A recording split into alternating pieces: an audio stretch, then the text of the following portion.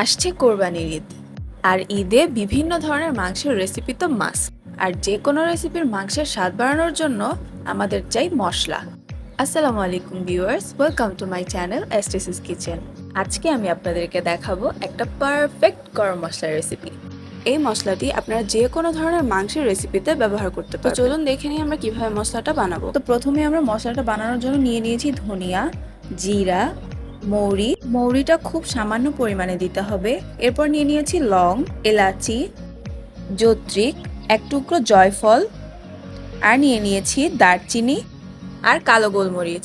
এই সব উপকরণগুলোই আমি 1 টেবিল চামচ করে নিয়ে নিয়েছি। এবারে একে একে সবগুলো উপকরণ আমি ফ্রাই প্যানে দিয়ে নিব। আর মশলার কালারটা ভালো আসার জন্য দিয়ে দিচ্ছি লাল শুকনা মরিচ। আমার এই গরম মশলা রেসিপিতে যেই উপকরণগুলো আমি ব্যবহার করেছি, ঠিক সেই উপকরণগুলো রেখে আরও কিছু উপকরণ মিলিয়ে বানানো যায় কাচ্চির মশলা কিংবা কাবাবের মশলা। আপনারা যদি এই রেসিপিগুলো দেখতে চান তাহলে অবশ্যই আমাকে কমেন্ট করে জানাবেন। আমি আরও একটা নতুন ভিডিও নিয়ে আপনাদের সামনে হাজির হব। এবারে এখানে আমাদের মশলাগুলোকে একদম হাই ফ্লেমে ঠিক 1 মিনিট টেলে নিব।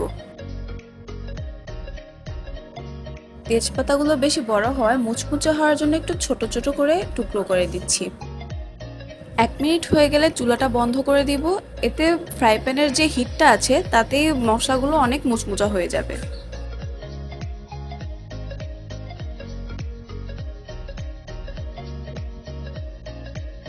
মশলাগুলো ভালোভাবে ভাজা হয়ে গেলে এগুলোকে ঠান্ডা করে এবারে আমরা ব্লেন্ড করে নিব। খুব ভালোভাবে ব্লেন্ড করার পরেই তৈরি হয়ে যাবে আমাদের গরম মশলাটা। অনেকক্ষণ ব্লেন্ড করে নেওয়ার পর আমার মশলাটা একদম মিহি হয়ে এসেছে। তো এইভাবেই আমাদের গরম মশলাটা একদম রেডি হয়ে গেল। আপনারা গরু থেকে শুরু করে হাঁস মুরগির যে কোনো ধরনের রেসিপিতে আমার এই হোমমেড মশলাটা কিন্তু ব্যবহার করতে ভুলবেন না।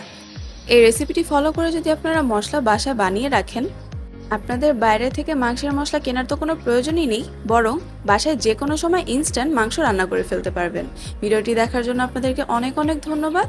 যে কোনো ধরনের রেসিপি দেখার জন্য আপনারা আমাদেরকে কমেন্ট বক্সে জানাতে পারেন। ধন্যবাদ।